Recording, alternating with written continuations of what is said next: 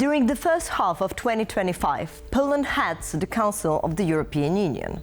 Bolstering security and resilience is one of the top priorities of this year's presidency, along with countering disinformation. Good evening, my name is Maia Mazurkiewicz and welcome to the Anatomy of Disinformation. Disinformation is a security issue. Working together towards resilience building and united responses to influence operations in the EU is the only way forward.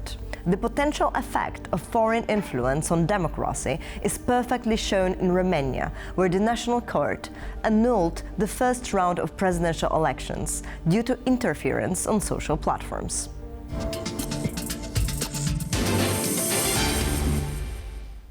Disinformation is affecting our democracy and changing the opinions of people. What can governments do to better respond to this threat? And what effects can the Polish presidency have on strengthening European resilience? To answer these questions, we are joined by Ignacy Niemczycki, a state secretary in the office of the Polish Prime Minister. Ignacy Niemczycki, Secretary of State, Office of the Polish Prime Minister. In the Office of the Prime Minister, Niemczycki supervises the Economic Department of the European Union and the Department of European Union Law. Ignacy Niemczycki holds a degree in Sociology from the SWPS University in Warsaw and a degree in Political Science from the School of Social Sciences, which is a Lancaster University diploma. He holds a bachelor's degree in Business Administration from Bocconi University in Milan. He was awarded a scholarship by the US State Department's Ivy LP program and the Landecker Democracy Fellowship. He was a member of the board of the Action Democracy Foundation and headed the Geremek Foundation. He founded and coordinated the European Front Coalition of social organizations. Ignacy, thank you so much for joining us at the Anatomy of Disinformation at the beginning of the Polish EU's presidency. And before we're going to begin why disinformation and security plays a major role in the priorities, I'm going to ask you what actually presidency of the EU Council means. Yeah. So first of all, thank you so much for having me. It's a pleasure. I've been very much involved in those topics before joining the government administration. So I'm very happy to be here and share my perspective. So the presidency of the Council of the European Union is a rotating presidency. So each country takes up the presidency, the helm, for 6 months in the Council of the European Union. In practice, this means that it is Poland that is chairing the meetings. It is Poland that is setting the agendas. It is Poland that is trying to find the compromise between member states. So it might sound a little dull and a bit technical, but in practice it gives you, as a member state, a lot of power, but only for those 6 months.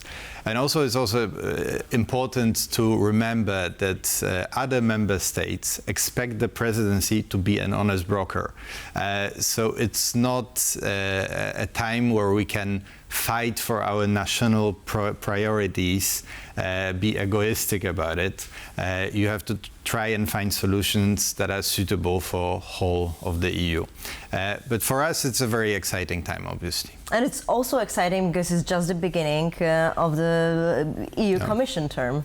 Yeah, so this time the Polish presidency coincides with the new mandate of the European Commission, which is very good for us because we are able to set the tone in a number of important discussions for the whole mandate of the European Commission, for the whole mandate of the European Parliament. So unlike in 2011, when we're mostly focused on closing legislative files, this time around we're very much focused on opening important discussions and trying to, I think this presidency is more political in a way than the one in 2011. Especially in the times we're living in right now, where disinformation is becoming one of the major challenges we have, and it's also in the priorities priorities of the presidency, and why disinformation and the security plays such a big role in here? So, as you know, the presidency, the program of the presidency is framed around the theme of security, and security understood quite widely. So not only the physical dimension, but also the so-called information security is included. And disinformation, issues such as resilience of the society are included in this dimension of security. And to answer your question, why? I think we've seen a number of cases where we have observed foreign manipulation in internal EU affairs during elections, but in general, I would say other states try and influence the political discussions we have, try and create divisions within societies, between member states, and that's why we think that this is part of the security. It's not only about social media anymore. It's actually part of security. It's actually part of building a resilient society. So the goal is also to find common ground around the issue in between the member states? Well, I think this is our more ambitious approach. So we're not focusing only on external disinformation, but we're also focusing on what is happening internally, and also how malign actors are trying to create divisions between us internally. It's obviously very difficult because it's quite political subjects, but I think in many areas we can try and find solutions where, for example, we better cooperate between member states. We share data, we share what we see in social media, and we exchange that information and act on this information. And what are the tools you're going to be using on the political level, but also on the practical level in between administration? So, as I mentioned, at this point we'll be focused mostly on having political answers to those questions, so political decisions and agreements. So we're not talking about specific tools at this stage. It's really having member states on board. Just to give you an example, the European Commission is thinking about proposing a so-called democracy shield. It will be a proposal how to respond to foreign manipulation, but also how to deal with disinformation in general. And as a presidency, we're a bit more ambitious. We would like to see other issues included in that proposal, such as education, media literacy. How do we work with civil society organizations, because they play a key role? How do we work with media? Because again, they play a key role. How do we work with social media platforms to limit the spread of disinformation? So we want this proposal to be ambitious. But for the Commission to do this, it needs a strong political signal from the member states that they are willing to take this on board. And this is the task of the presidency. Try and find the so-called landing zone where all member states, or the majority of member states, can try and agree. Great, and those discussions will take place on the different levels, right? And they will be on the political level as well, but I wonder from the practical perspective, actually, do you start from the smaller working groups in between different ministries, or you start from the from A and from the minister or no, prime minister level? The work is actually parallel. So we have experts working on possible solutions, but we also have political discussions. So I wouldn't say that one excludes the other.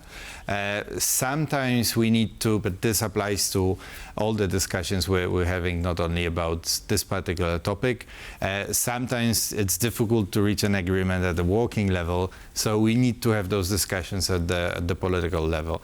But right now, this is a relatively new topic on the EU's agenda, so we're discussing it both within working groups, but also at an expert level, but also at the political level.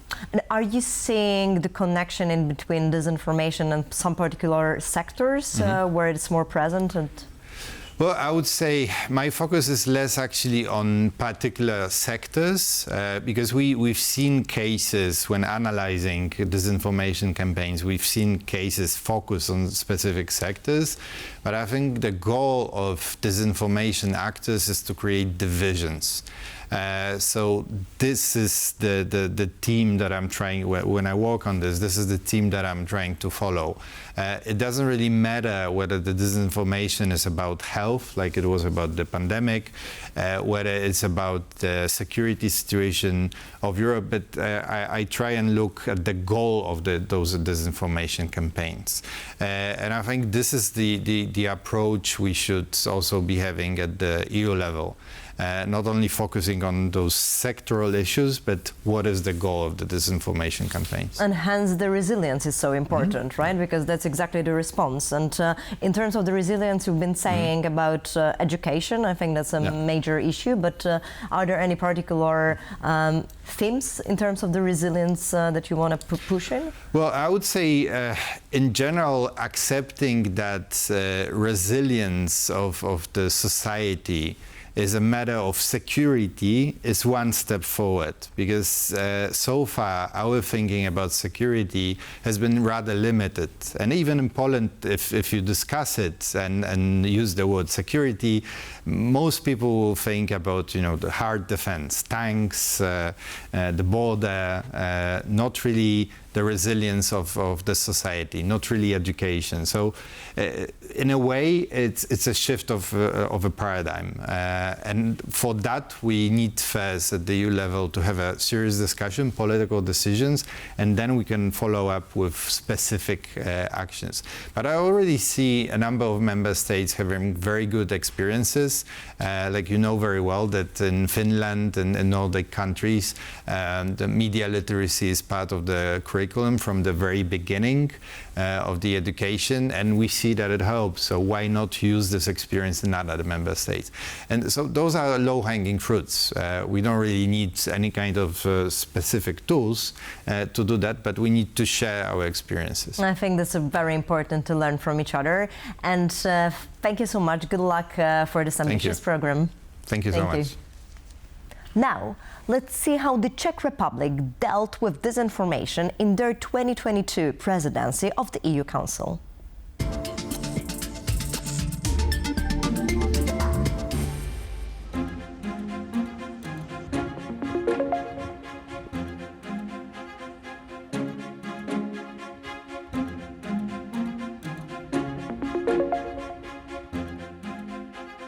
During its presidency in the Council of the European Union, how did the Czech Republic handle disinformation efforts?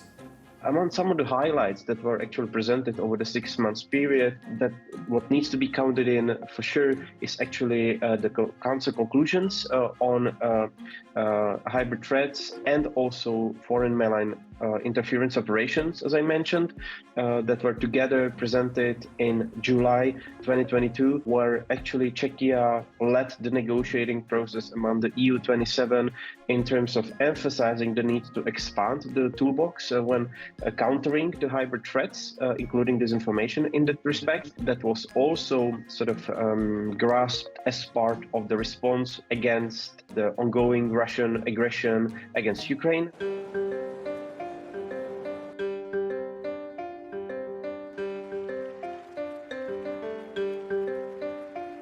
Already before the presidency started, there was this very important response when, for example, switching off the Russian propaganda channels, including Russia Today or also Sputnik from all platforms. This move was actually operated and implemented efficiently by the Czech EU Commissioner, Věra Jourová, who is responsible for this digital space in a wider sense. And of course, also there was a very strong cooperation between Czechia and the presidency team, and also with the preceding French term. So that was actually very important, that there was this trio of presidencies, the French, Czech and Swedish ones, and they very closely cooperated. But of course, there was also an attempt to take a more systemic approach, for example, applied alongside the Digital Services Act, which is also an EU regulatory toolbox, how to sort of make the digital space much more transparent and operating along and based on the EU rules.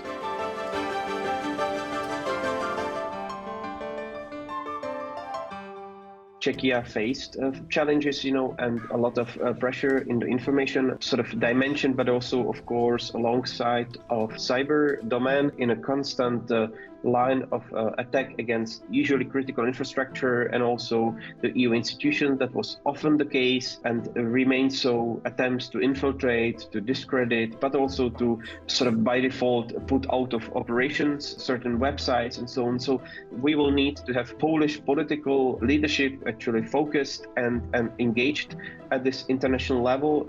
And I feel that if there is one country that is best prepared to face all of these challenges that I mentioned, including Russia, China, potentially also the United States with its trade wars and so on, that is certainly Poland. Also, when it comes to this complex approach to security, which I understood will be at the forefront of the presidency program.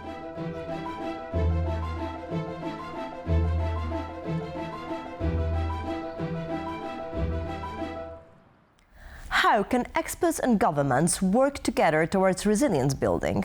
With our next guest, we will explore the world of foreign information manipulation and interference and how it can be countered under Poland's presidency of the EU Council, especially as many bloc countries prepare for upcoming elections.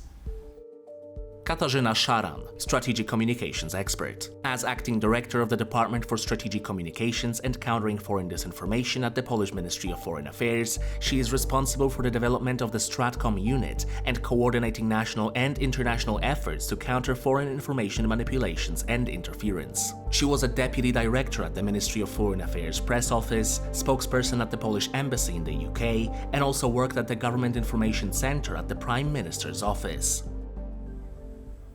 Katarzyna, thank you so much for joining us today. We're talking about the Polish EU Council presidency, and FIMI, so foreign information manipulation and interference, is a big part of the priorities of the Polish presidency itself.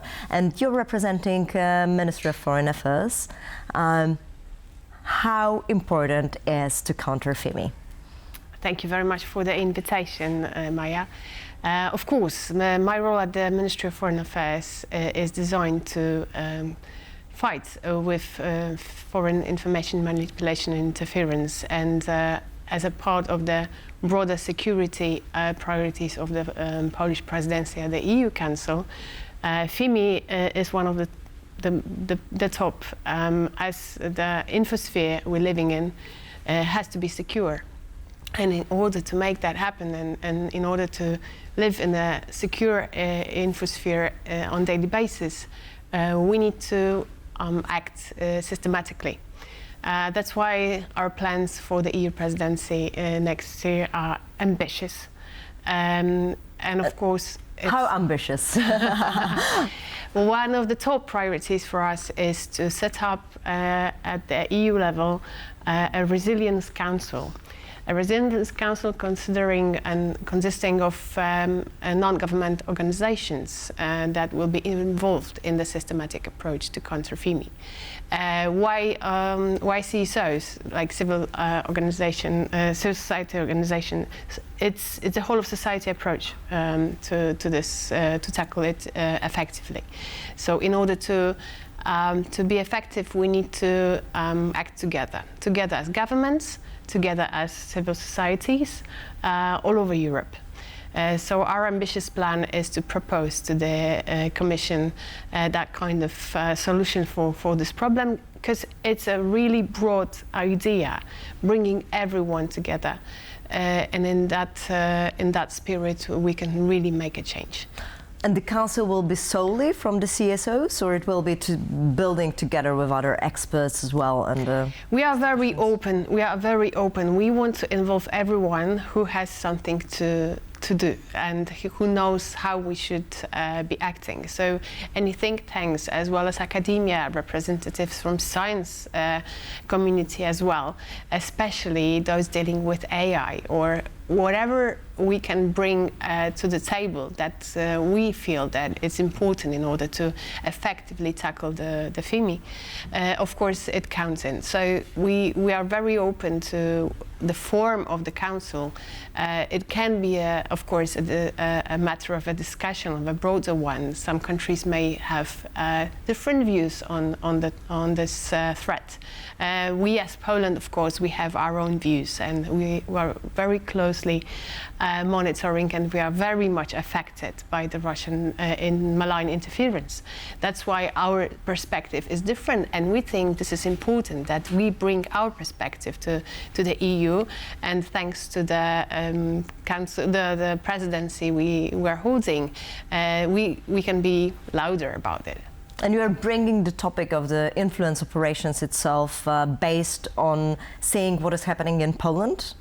Of course, not only in Poland. We work very closely with our EU partners already, and we know a lot from our French colleagues as well as German colleagues. We share information via our rapid alert system, so we all know basically what we see and what kind of influence we need to tackle. Great example from recent times is the Romanian case, when we literally saw influence in the elections, which is very threatening for the democracies. That's why we want to protect the European Union and propose solutions that are effective. And it's a big precedence, and finally as well showing what disinformation, foreign influence in particular, can do to our democracies. The EU during this presidency term will be holding the EU countries will be holding several elections as well. Will you be focusing on this as from the perspective of the MFA as well, or rather focusing on the future? We're focusing on both, because as we know, we also have our elections shortly. So it's important to monitor the situation closely, as well as see the future, and it considers all the partners, all the European countries that are focusing on elections shortly. But and I'm just gonna grab you there.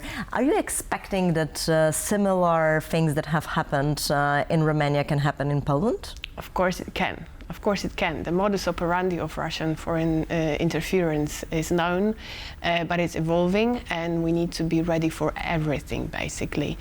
So of course we are coordinating internally in the country, but also externally with partners to warn them, to expose Russia's malign influence in order to prevent bigger problems in the future, for sure. But I just want to add that building the European Resilience Council is not the only priority for us in terms of countering FIMI. One of them is also building capacity within the EU among member states. We know that smaller countries need some support and help from EU or other bigger countries, so we want to level up the knowledge, but also the capacity of the countries in terms of countering FIMI.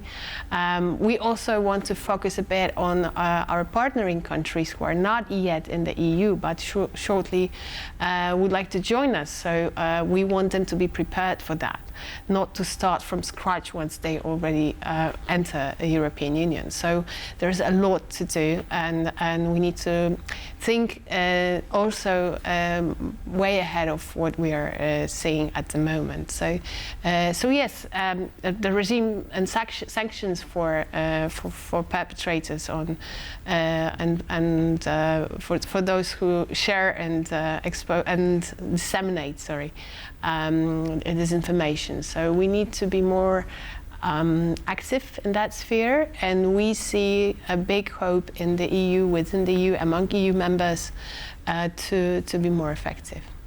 Thank you so much, and good luck on this. I think it's a crucial issue, and happy you're putting it as the main challenge for this year presidency. Thank you so much. Now, let's take a look at the EU's DSA regulation. What is the Digital Services Act, and how does it address the threats of disinformation? The Digital Services Act is an EU regulation designed to create a safer and fairer online environment. One of its aims is to prevent the spread of disinformation by holding online platforms accountable for the content they host, requiring them to be transparent about their operations and implement measures to combat illegal and harmful content. It also introduced mechanisms such as trusted flaggers that mandates platforms to share data with researchers to monitor harmful content and further curb its spread. The EU has a big task ahead of it, with influence operations targeting our information space and aiming to destabilize and polarize our societies, elect specific candidates and shift our opinions. It's a matter of the bloc's future.